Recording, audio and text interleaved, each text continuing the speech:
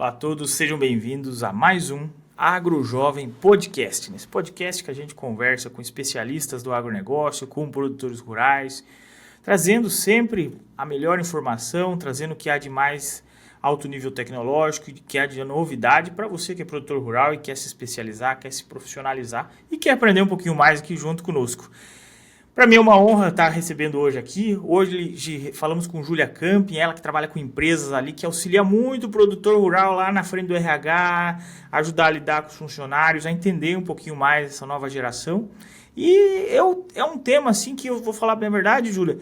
Eu sou leigo, eu estou aprendendo também, né? Então por isso que para mim é uma honra receber você aqui para aprender junto e o produtor aqui, mais uma vez, juntamente comigo, aprender também. Seja bem-vinda, Júlia. Obrigada, Lucas, muito obrigada. É uma alegria para a gente participar. Acho que não preciso nem falar o tanto que o agronegócio é importante aí para a economia do nosso país, o tanto que o agro está se profissionalizando cada vez mais, entendendo a necessidade de uma melhoria em gestão em várias frentes de inovação, e a área de recursos humanos é uma dessas áreas que a gente precisa tentar para ter melhores resultados aí. Com certeza. E você sabe que a mão de obra hoje é um dos grandes problemas no agronegócio, principalmente ao produtor rural, né? Porque muitos têm uma empresa que é familiar, tem uma empresa em cidades do interior, em cidades com pouco desenvolvimento, às vezes não tem empresas para ajudar ele. Antes da gente começar a ir a fundo nesse tema, eu queria entender um pouquinho como é que funciona hoje a sua empresa, como auxilia gestores aí a ser mais eficiente na relação com os colaboradores, né? Bom, Lucas, a Motriz é uma empresa de gestão de pessoas, então é o antigo RH que a gente falava, que atua muito alinhada ao negócio. Porque quando a gente foi montar a empresa, o que nós percebemos? Existem empresas muito focadas em negócio, existem empresas muito focadas em gestão de pessoas, mas esse alinhamento muitas vezes não existe. Então, hoje, nós trabalhamos em frentes mais estruturantes, que a gente chama, como dentro do RH, estruturar processo de recrutamento e seleção, de remuneração, de bonificação, de estruturação diária, de estruturação dos processos de RH dentro da propriedade ou da empresa. Mas a gente também olha muito para o lado humano da história. Então, como é que eu desenvolvo lideranças e equipes para fazer frente aos novos desafios? Então, a gente brinca o seguinte, a gente cuida do que faz, do como faz e de quem faz. Então, é alinhar essas três frentes aos objetivos que a gente tem.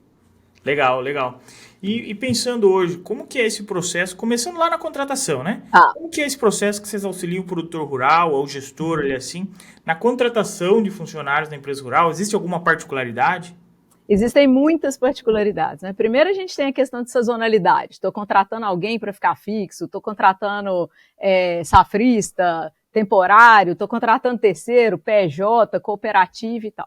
Para isso, a gente precisa entender primeiro o seguinte, qual é a minha necessidade? Qual é o perfil que eu estou buscando? Que tipo de profissional que eu preciso? Para atender o quê? O que a gente vê muitas vezes, né, Lucas? Na hora que eu tenho necessidade de uma vaga, eu vou correr atrás. Então, ali que eu vou entender o que eu preciso, como que eu preciso. A gente sabe que o agro está passando por uma escassez de mão de obra, seja operacional, administrativa, mais técnica. A gente tem dificuldade de encontrar pessoas que façam frente às inovações e tecnologias que a gente precisa trabalhar. A gente sabe que existem regiões que têm mais escassez ou menos escassez. Então, primeiro a gente ajuda assim, vamos estruturar aqui o que precisa? Tem uma parceria local que a gente possa fazer? Conseguimos trazer gente de fora, não conseguimos? Tem alguma universidade próxima? Tem uma formação que a gente pode desenvolver dentro daquela propriedade? Contrato menores aprendizes, desenvolva aqui dentro, coloco para estudar. Então, dependendo da realidade de cada negócio, nós vamos ajudar o produtor em frentes diferentes. Legal, legal. Então, assim, às vezes ele está buscando um funcionário, mas um estagiário pode resolver o problema, um trainee. Exatamente. Um trainee, um estagiário. A gente tem tido experiências positivas com menores aprendizes, então gente que está começando com vontade, que tem aquele perfil de se desenvolver, tem vontade de trabalhar, então a gente traz, desenvolve ali dentro, traça todo um plano de carreira também, né, de desenvolvimento técnico, comportamental, para ajudar esse gestor. Legal que às vezes um menor aprendiz ou alguém mais jovem, acabou de sair da faculdade, ele não está ainda com os vícios do trabalho, com os vícios daquela atividade, com os vícios, né, daquilo que sempre foi assim, né? E às vezes ele propõe soluções, inovações ali assim que venha dar resultado, né? Ele está muito antenado muitas vezes com o que está acontecendo, softwares mais modernos, processos produtivos, coisas, tecnologias, e quando a gente fala em tecnologia, a gente não fala só de software, né? A gente fala de maneiras diferentes de fazer a mesma coisa, que pode ser um processo interno, pode ser um processo diferente de compras que a gente vai fazer dentro daquela organização, que é uma inovação também, que vai trazer melhoria no resultado ali. Então, normalmente, trabalhar com quem está muito alinhado com essas novidades faz muita diferença. Legal, legal. Eu vejo um exemplo disso que aqui, né? Eu fico no oeste do Paraná, né? Sim. É a região que tem muita granja de avicultura e de corte. E sempre foi valorizado aquele granjeiro que tinha mais experiência, né? E tudo mais. Só que ele tem uma experiência para um mundo que não existe mais, né? Mudou a genética, mudou o galpão, mudou a tecnologia. Hoje tem sensores medindo tudo em tempo real, tem balanças automáticas para pesar frango, tudo automatizado, além da gestão, né? Financeira e tudo mais. Então hoje, essa pesada um pouco mais nova, desde que queira trabalhar, lógico. Exato. Eles têm uma vantagem competitiva muito maior, porque ele sabe olhar o número, ele sabe entender o que está acontecendo, ele percebe com antecedência muita coisa, porque está aproveitando a tecnologia de uma maneira mais eficiente. Ele não está com aquela crença de que eu aprendi assim, sempre foi assim, né? Então, assim, ele consegue aproveitar as oportunidades. Então, essa pesada jovem tem uma chance grande. Tem, e eu acho, só te complementando num ponto, Lucas, eu acho que o ideal é quando a gente faz essa junção, sabe? Da experiência com a técnica. Por quê? O pessoal mais jovem tem muito a técnica, muitas vezes, mas o pessoal que tem a experiência, que está passando aí por gerações e anos de experiência no campo, eles também têm o que a gente chama de casca, sabe? De já ter passado por anos difíceis, de ter tido que lidar com situações, muitas vezes, de clima, de produção, de mercado, a gente sabe, o produtor quebrou, voltou e tal. Então, essa junção dessas gerações é algo muito importante. É isso que garante que a gente tenha resultados melhores. Ele já aguenta mais o estresse, né? Aguenta muito mais. E pensando nos desafios que os gestores têm hoje, né? O que você anda vendo que está acontecendo com mais frequência? Porque uma forma de contratar, você muito bem falou, né? Que existem vários meios, temos que estudar a situação caso a caso. Isso. Mas o que o gestor está vendo de desafio nesse cenário atual hoje? Bom, um desafio que eu brinco que 110% dos clientes que a gente chega tem é comunicação. Por que comunicação? Você tem hoje, nas organizações, perfis muito diferentes. Então, eu preciso conversar com gente do administrativo, do operacional, do mercado, o terceiro, gerações diferentes. Então, a gente nunca teve tantas gerações dentro de uma mesma organização. E a gente não foi preparado, né, Lucas, para conversar, assim, para se relacionar. Normalmente, o gestor do agro ele tem um perfil mais técnico. Ele era um bom técnico e cresceu e virou gestor. Só que as skills que ele precisa ter, né, as competências que ele precisa ter, quando ele vira um gestor, são diferentes, muitas vezes, de quando ele era um técnico. Então, o que a gente nota muito? Ou a gente dá muita volta na comunicação, ou a gente brinca e a gente fica muito tosco. Querendo ser direto, assertivo, a gente fica tosco. Então, conseguir fazer esse meio de campo, conseguir se relacionar, se fazer entender é muito importante. Outro ponto é, como que eu desenvolvo as pessoas? E aí, quando a gente volta para a parte mais estruturante, a liderança, para desenvolver, ela tem que ter clareza das possibilidades que aquele lugar tem. Não basta só o líder querer dizer, eu vou desenvolver essa pessoa. Mas para onde? Quais são as posições? O que eu preciso ter? E a outra coisa é retenção e engajamento. Porque precisamos, assim... tem gente que fala assim comigo, poxa, Júlia, meu funcionário saiu por R$100 a mais. Falei, tá, ele pode até ter tomado a decisão de R$100 a mais, mas existe um conjunto de coisas ali, condições de trabalho, liderança, perspectiva de carreira, tem uma série de coisas que quando a gente está fazendo a conta para ficar ou não, para se engajar ou não naquela propriedade, naquela empresa, nós vamos levar em consideração. Então, eu costumo, Lucas, propor um exercício que é o seguinte, para o gestor. Se você fosse seu funcionário, você ia querer trabalhar aqui? É isso aí. Então, isso é importante. É isso aí. Porque, às vezes, não é os R$100. Os R$100 não era o motivo. Se fosse o mesmo valor, às vezes tinha trocado já. Isso, exatamente. Isso acontece muito.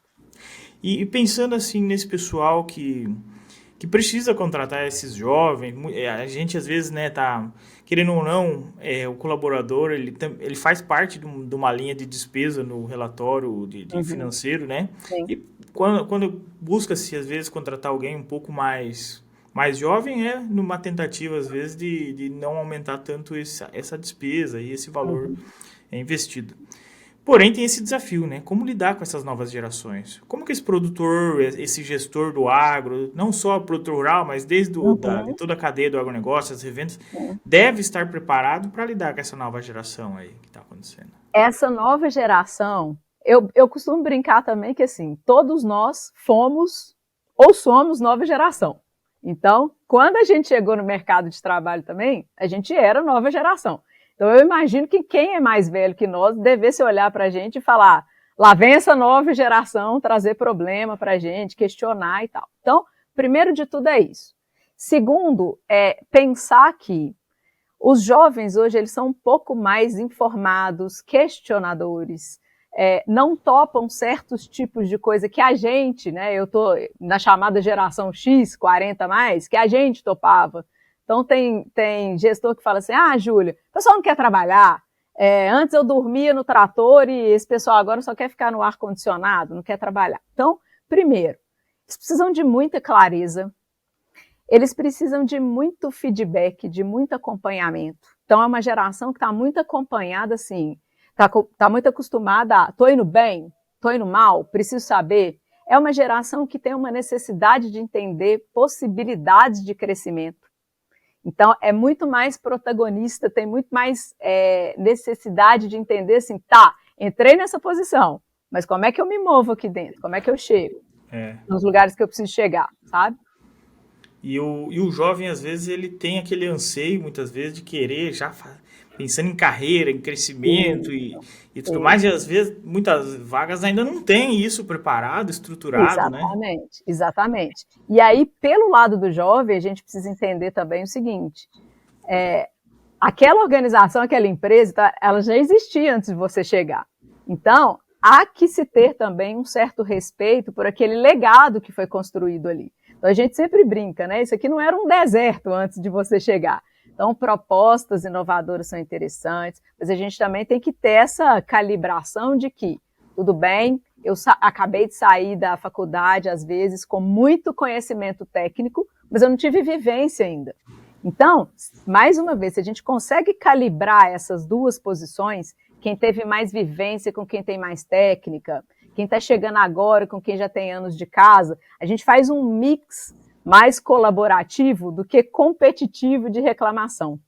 Então, quando o gestor entende que, bom, esse jovem está chegando aqui, ele tem suas características, mas ele tem muita coisa para agregar também, essa junção ela fica mais fácil.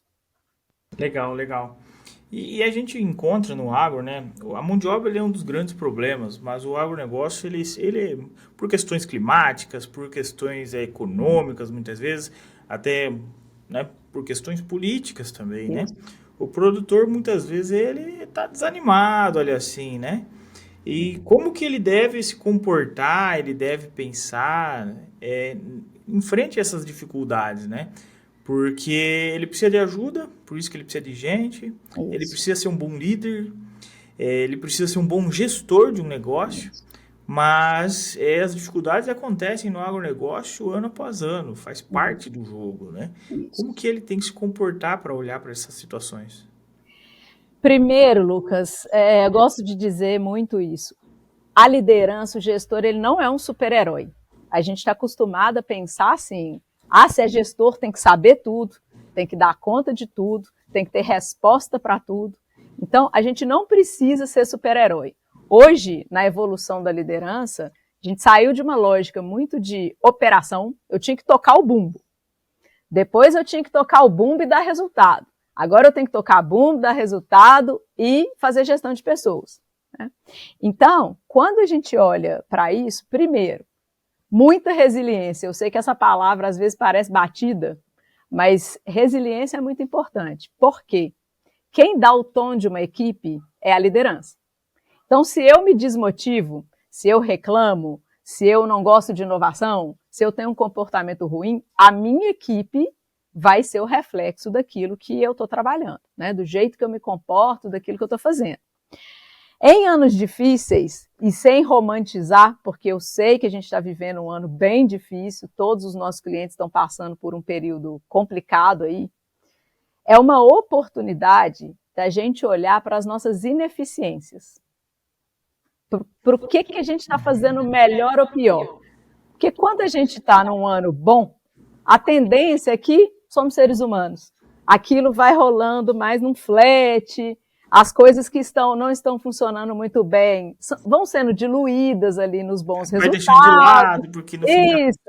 Depois a gente vê, ano que vem tem outra safra, outra produção, outro isso. Então, ano difícil é ano para ter conversas difíceis. Então, a gente está orientando os gestores, assim, sabe aquele cara que está na sua equipe que está balançando? Está na hora de chegar junto e falar, olha, e aí, como é que você está pensando, como é que está isso? Isso aqui está funcionando legal, isso não está funcionando legal. Nos processos, então, o que eu estou fazendo aqui no meu dia a dia que está funcionando legal, que não está funcionando legal? Então, a gente pode sentar e dizer, é um ano perdido, está difícil, não vou e tal. Ou a gente pode olhar e falar, é um ano difícil, o ano já está difícil, se eu reclamar ele vai ficar pior ainda. Então vamos pegar esse período e olhar para o que eu posso consertar, o que está na minha mão de consertar. E agora virando a moeda, né? E quando o funcionário é muito reclamão, e de tudo ele está reclamando, porque a gente cobra de um lado, mas parece que nada tá bom, né? Sempre tem uma desculpa, tem uma escora. Como lidar ou se comunicar melhor nesse caso? Eu gosto muito de provocar, assim. Então, qual que é a solução? É isso aí. De devolver. Porque a gente tem perfis muito assim. Hoje eu estava conversando com o pessoal, com alguns gestores do Mato Grosso de manhã. E é bem esse perfil. Júlia, tem gente na equipe que só está aqui. Mas isso não funciona. Mas isso aqui. Mas esse processo. Fulano não trabalha direito. O outro não sei o quê. Eu falei, inverte a pergunta. Fala assim, tá bom, fulano. O problema, o negativo, eu já entendi. Como é que nós vamos para o positivo agora? Como é que nós vamos resolver? O que você propõe? Como é que se eu estiver sentado aqui na minha cadeira, como é que você faria? Então, você tenta inverter um pouco, tenta provocar, tenta trazer a pessoa para um lado, sair um pouco da reclamação e ir para um lado da solução. É isso aí, show. E a maneira de um líder hoje, um gestor, né, se comunicar um pouco melhor também, não só com os funcionários, mas com fornecedores, com parceiros, né, comerciais, com parceiros, às vezes, de prestação de serviço, consultorias. A gente percebe muito isso, principalmente a própria visão que o agronegócio passa para quem é da cidade, muitas vezes, porque é uma falha de comunicação nossa, né? De que maneira a gente pode melhorar isso? Não sei se tem algum hábito que teria que absorver, ou maneiras de falar, assim, me ajuda, né? O que a gente faz? Bom, primeiro de tudo, comunicação não é só falar. Comunicação também é ouvir. A gente acha que eu tenho que chegar lá e dar solução e falar e tal. Escuta um pouquinho também, pergunta. Como a gente diz aqui em Minas Gerais, chega um pouquinho mais mansinho, entende um pouco onde você está se situando, né, para você poder conversar melhor. Depois é quase uma tatuagem isso. O óbvio não existe. O que às vezes é muito claro para mim, não é muito claro para o outro. Então, eu não posso conversar pensando que aquilo que eu estou dizendo é nítido, claro para o outro. Eu uso também, Lucas, algumas checagens, sabe? A gente fez uma dinâmica uma vez numa formação com lideranças, em que um gestor tinha que dar um feedback para um funcionário. E aí, eles conversaram ali, e quando a gente acabou o feedback, você perguntava para o gestor, você falava assim... eu estava criticando, ele fez uma coisa que não estava legal. Aí você perguntava para o funcionário, ele falava assim, poxa, achei que eu estou mandando bem, achei que eu estou indo muito bem. Então, checar o que a pessoa entendeu, sabe? Fulano, disso aqui que a gente conversou, o que ficou para você? Como é que a gente avança nisso? Então, volta a comunicação. E um outro ponto muito importante, Lucas, é com quem que eu estou falando? Eu estou falando com uma pessoa que tem uma linguagem mais técnica, mais simples, ela é mais objetiva, ela é mais prolixa, ela está num operacional, ela está num nível mais estratégico, ela é um fornecedor. Então, quando eu olho com quem eu estou conversando, isso me facilita muito a comunicação. Então, trazendo de volta para o gestor, tem gente na equipe, você fala uma frase, a pessoa já entendeu o que tem que fazer, já vai voltar com o resultado, já não te pergunta mais nada. Tem gente que você vai ter que explicar 2, 3, 4 vezes, de jeitos diferentes, vai ter que acompanhar para poder fazer com que aquela pessoa entregue o que ela precisa entregar. Legal, legal. E indo nesse mesmo panorama, não do reclamão agora, mas daquele pessoal que às vezes já trabalha com o produtor ali há 15, 20 anos, sabe? É um outro perfil já, ele é de confiança, ele é leal. A comunicação ali já não é um problema, mas tem um problema, que é a adoção de novas tecnologias. Né? É um pessoal que muitas vezes tem dificuldade em aderir, né? Eu vou dar um exemplo, o pessoal agora vem sensoriamento em tudo, agora tem câmeras para todo lado, tem que ficar lançando coisa em aplicativo de celular, né? Por exemplo, nós temos o aplicativo do reprodutor que o pessoal das granjas de peixe, de frango, da própria lavoura, né? Eles lançam tudo aqui assim, porque o gestor, o dono, ele consegue aproveitar isso, ter mais decisão estratégica baseada em informação. Porém, existem esses funcionários aí que muitas vezes eles não gostam de ficar ali lançando. Até muitas vezes, Júlia, a gente tem também a gestão financeira de propriedade rural e o administrativo, que muitas vezes é o filho. Isso. Tá? Não chega a ser um funcionário, mas tá fazendo um papel de funcionário ali porque foi combinado isso, né? Ele acaba não aderindo a essas novas tecnologias. Como fazer para esse pessoal sentir motivado a iniciar novas tecnologias e aproveitar elas a seu benefício? Tá. Primeiro de tudo, antes da gente começar a falar no uso da tecnologia, tem uma fase pré que é assim, eu preciso conhecer o perfil da minha equipe. Por quê? Nem todo mundo sabe usar, nem todo mundo está preparado para usar aquilo, nem todo mundo tem facilidade com a tecnologia. E aí, muita gente não vai te admitir que o grande problema é que não sabe usar aquilo. Então, te trazendo um exemplo concreto. A gente estava num cliente implantando um sistema de avaliação de desempenho e tal, de gestão de pessoas com um software, e tinha um gestor lá, mais da parte operacional, que ele não sabe usar computador. Isso não é demérito, ele sabe outras coisas. Eu só preciso saber que ele tem aquela dificuldade para eu treiná-lo e capacitá-lo naquilo que ele precisa ser treinado e capacitado. Outro ponto mais uma vez, quem dá o exemplo é a liderança. Então, se eu uso o software, ou a tecnologia, ou aceito a mudança, o meu exemplo contagia mais. Porque tem também produtor, gestor, que diz o seguinte, minha equipe não usa esse negócio. Comprei um software aqui, Júlio, aplicativo, ninguém está usando. Eu falo, você usa? Não, esse negócio é chato demais, tem que ficar colocando dado aqui, não estou a fim de usar. Então, mostrar ganho, mostrar necessidade, e tem um pontinho que é muito importante, mostrar o impacto.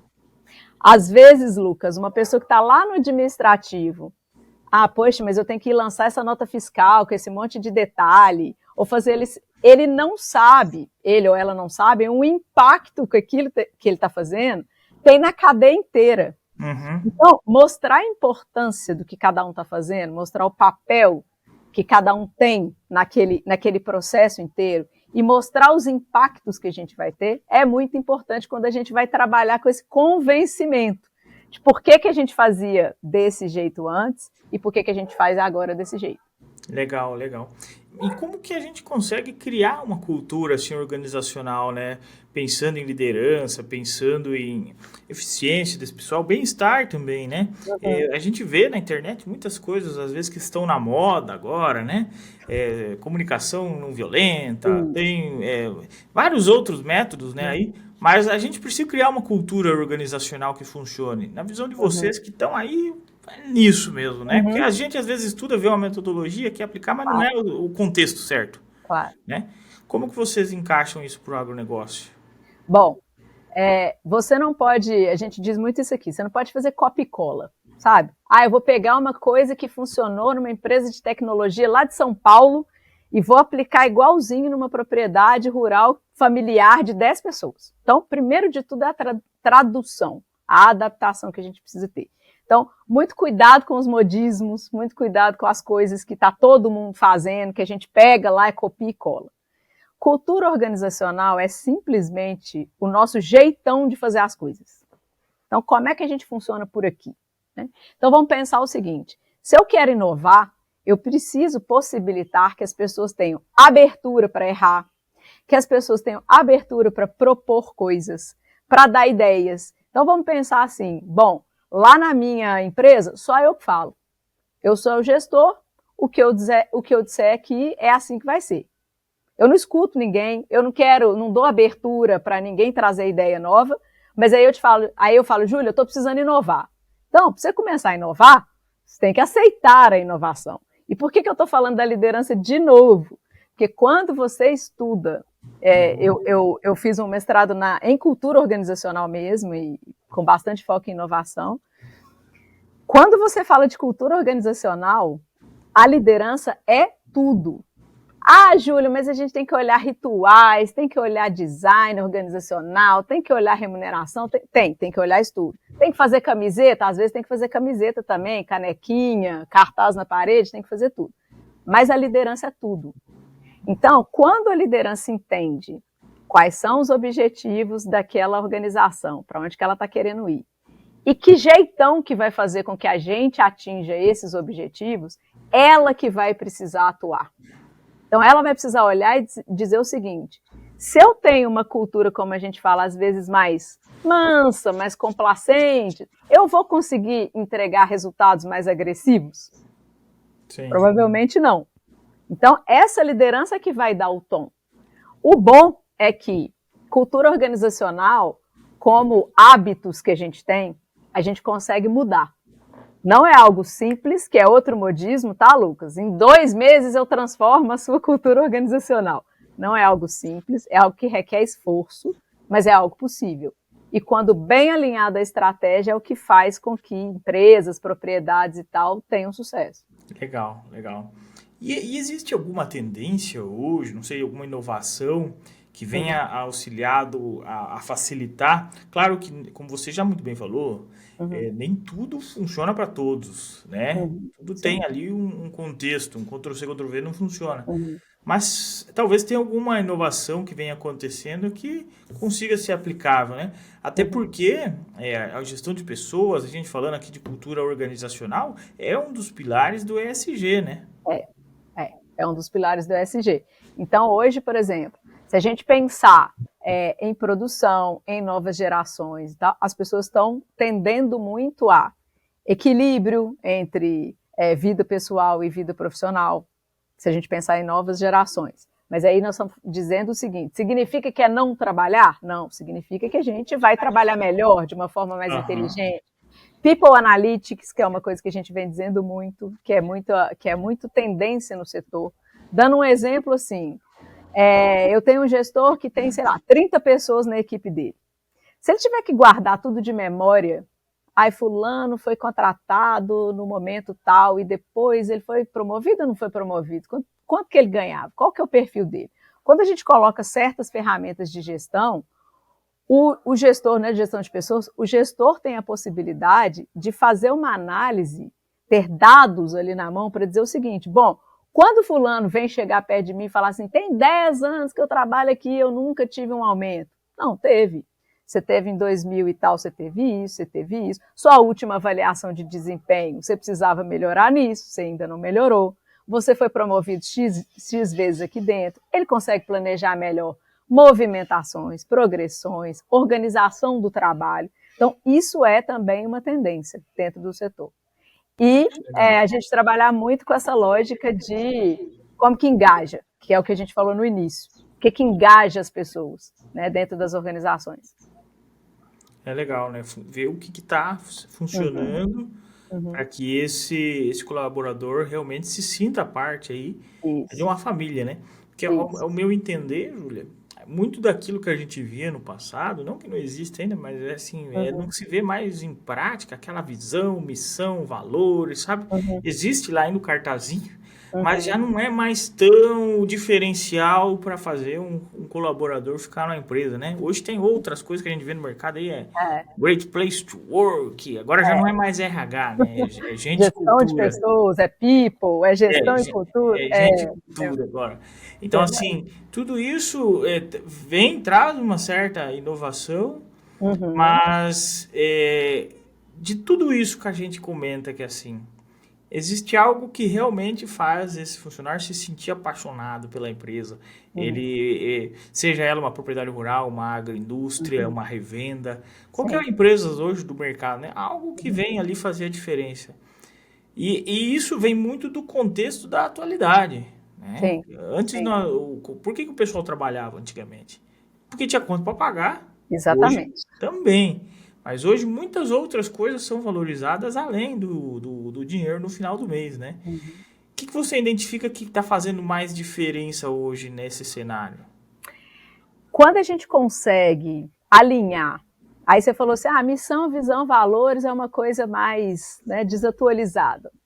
Ela é desatualizada se ela está desconectada do dia a dia das pessoas. Por quê? O que a gente via muito isso era uma coisa que ficava pregada na parede que a gente não vive na realidade do dia a dia. Então, Uhum. essa incoerência, a gente tem uma missão linda, valor, respeito ao humano, né, ao funcionário, aí você vai ver na realidade é algo completamente diferente. Mas se tem uma coisa que faz com que as pessoas se engajem quando os valores, quando o jeito daquela empresa, daquela propriedade, daquela revenda funcionar tem a ver com os meus. Quando eu acredito que eu estou num lugar que é o meu lugar, Uhum. sabe? E isso vai depender, Lucas, de cada um. Então, tem gente que pensa assim, bom, meu sonho, meu valor, minha ideia de mundo é trabalhar no campo, na fazenda mesmo. Eu não quero trabalhar no escritório, na cidade, na revenda. Meu trabalho é no campo. E aí eu vou escolher uma propriedade que faz as coisas de uma forma que eu acredito, que tem a ver comigo. E aí quando você fala assim, a gente trabalhava antes só para o salário, para pagar a conta, era isso mesmo. E aí, se eu não crescer, beleza. Se eu aposentar dentro daquela empresa, beleza. Se eu E é não assim que a gente... gostar, beleza. Eu tenho que pagar a conta e aposentar, e depois que eu aposentar eu vou viver. Né? Isso. Agora não, a gente vive enquanto a gente trabalha, a gente vive enquanto a gente desenvolve a carreira. Então, esse alinhamento faz muita diferença. Quando a pessoa entende que o que ela faz ali naquele lugar faz diferença, no dia a dia aquilo faz diferença, eu tenho um valor aqui, e essa empresa tem a ver comigo, esse lugar tem a ver comigo, aí a gente fica, aí a gente se desenvolve. Legal, legal. Pô, show demais. E se você pudesse deixar para nós, Júlia, uma visão, uma mensagem para um produtor rural aí que é o produtor, é um resumo do que eu te passei aqui, Tá, tá? É tá. o cara que às vezes ele não tá desanimado, tá com funcionário reclamão, Uhum, tá? Sem saber o que fazer, sem saber contratar. O que ele tá. faz? Além de contratar vocês de primeiro, mas que maneira que ele pode olhar para o mundo, né? Depois de ouvir esse podcast aqui agora. Eu costumo dizer, Lucas, que uma virada de chave que a gente tem trabalhado muito, principalmente nas mentorias mesmo, individuais com os gestores, que a gente faz muito, é entender que do outro lado tem um ser humano. Porque a gente passou muito tempo entendendo o seguinte: é uma mão de obra. Olha como é que essa expressão já diz tudo. É uma mão que trabalha. Não tem mais ninguém por trás. É só uma mão que trabalha. Quando eu olho para o outro e falo assim, tem um ser humano ali, com as necessidades, com as perspectivas de vida, com o que a gente precisa desenvolver, isso já começa a fazer uma diferença. A outra coisa eu sei que é muito difícil no contexto do agronegócio, que é um contexto ainda muito masculino, a gente admitir que não sei tudo, estou com dificuldade, não sei fazer isso aqui, preciso de ajuda, mas quando a gente se abre com a equipe, e aí Aham. não é se abrir para reclamar, é se abrir para a gente dizer o seguinte, gente, tá difícil esse ano. O que nós podemos fazer? Nós, não eu ou não você, nós, o que nós podemos fazer aqui para que esse ano, que é um ano difícil, que a gente está cheio de dúvidas, como que a gente constrói isso junto? Como que a gente faz isso funcionar de uma nova forma? Aí eu acho que, mais uma vez, colaboração, conseguir entender que estamos todo mundo no mesmo barco faz muita diferença. Legal, legal. E como que faz, no caso da Motriz, vocês Uhum. atendem o Brasil inteiro, atendem digital, online, presencial, como que funciona? A gente atende o Brasil inteiro, a gente atende algumas coisas em loco, outras coisas, por exemplo, mentorias individuais, coletivas, têm funcionado muito bem no digital, até Uhum. porque a gente sabe da rotina dos gestores, então isso tem funcionado bem no digital. Tem uma parte que a gente trabalha muito com coleta de dados documentais das empresas e que dá para fazer à distância, e tem parte que a gente vai no presencial. Então, te resumindo, trabalhando num modelo híbrido, para resumir, e trabalhando para o Brasil inteiro. E como que encontra? Tem no rede social, tem site, como que é? Tem. A gente está no motriz.ee, então www.motriz.ee, e o nosso Instagram é @motriz. Show, show, tá muito fácil. Eu queria agradecer, Júlio, porque assim, para mim já esclareceu muita coisa, sabe? E acredito que pro produtor rural que está nos ouvindo aqui, tá na estrada, às vezes ele tá lá tirando leite, tá com fone de ouvido aqui escutando a gente, ou tá em casa, né, junto com a esposa, colocou lá na TV para nos acompanhar. Ele Uhum, tem essas dificuldades, sabe? uhum. E às vezes é simples alguma solução, é só mudar o jeito de falar, o jeito de se expor, de liderar, de puxar à frente, de dar o exemplo, né? Como você E muito bem falou aqui. Então, para mim foi um grande aprendizado e acredito que para os nossos ouvintes também. que bom, Lucas. Fico feliz de poder ter contribuído um pouquinho, né? E o que a gente puder ajudar os produtores, os gestores, a Motriz tem essa missão mesmo, mais do que um objetivo de negócio, é uma missão mesmo de tentar ajudar a fazer com que essas relações fiquem melhores, que os negócios se desenvolvam bem para as pessoas e bem para os resultados também. Show, show de bola. Obrigado pelo aprendizado que eu Obrigada. ganhei e levei juntamente aqui com o Agro Jovem Podcast aos nossos produtores rurais. Muito obrigado, Júlia. Obrigada, Lucas. Tchau, Tamo junto. tchau. Até a próxima, Até a pessoal. próxima. Tchau.